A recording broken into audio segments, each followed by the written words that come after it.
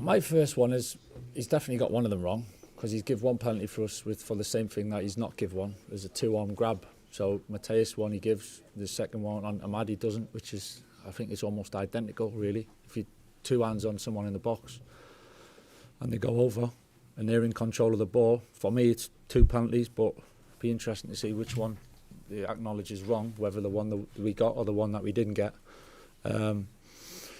And it's a huge moment, and you don't give it, they go down the other end and score, and then it becomes all of a sudden, it needs to be a bigger penalty to overturn just because they scored, when actually it's a penalty and it should be a penalty if you've already give one. So, a bit baffling really to make sense of that. And because they score, then the game flips a little bit and changes. And then we ended up, I thought we defended with the 10 men after all that very well, and the boys coming off the bench and finishing the game really strong. So that was a big positive for us to take the point in the end, because we've seen them win late here, and so we take that. But the penalty one's just astonishing, I have to say. One of them must be wrong. Mark. 2 wins from 8 now in the Premier League away from home. You've had such a huge impact at Old Trafford. How have you not been able to translate that on the road, do you think? This league's tough to win games, you know. We've won a lot of games recently, so I think the amount of points we've accumulated in some of the performances and the results that we've had, I think, is a big positive. Home and away, it's a tough league, you know, and it happens. You see how games can unfold quite quickly, but I thought we managed it in the end pretty well. Sonny. Hi, Mike. Have you asked the referee for an explanation? I haven't spoke to him, no. Have you No. seen what the Premier League match centres have said? Does that No. just muddy things? I haven't literally, I've not seen anything, so I don't know. Is it something further along down the line that you want a bit more clarity on?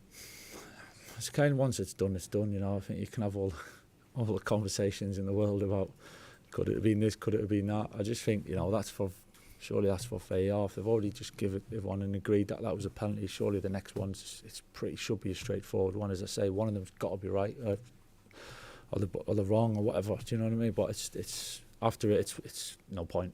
You know, whatever comes, whether they apologise or don't, it's done now. So, but listen, we finished in the positive of taking a point. I think we can take a lot from that.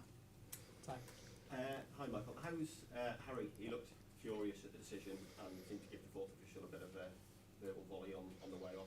What's he been like in the dressing room, and what's his view of what happened? Yeah, I've not really spoke to Harry, to be honest. I think, and I've not seen the actual instance back. But listen, if he's gone past him and he's clean one on goal, then and he's put an arm on him, then he's give a penalty for that. If he's put an arm on him on Ahmad and he doesn't give a penalty for that, again, it's that's what's happened when it's all in the same game, really, and there's so many eyes on it, and you can intervene, and we didn't get 2 of them who went against us, so it is what it is. I thought we coped with that really well, as I've said, so I think I'd rather take the positives from it tonight than that.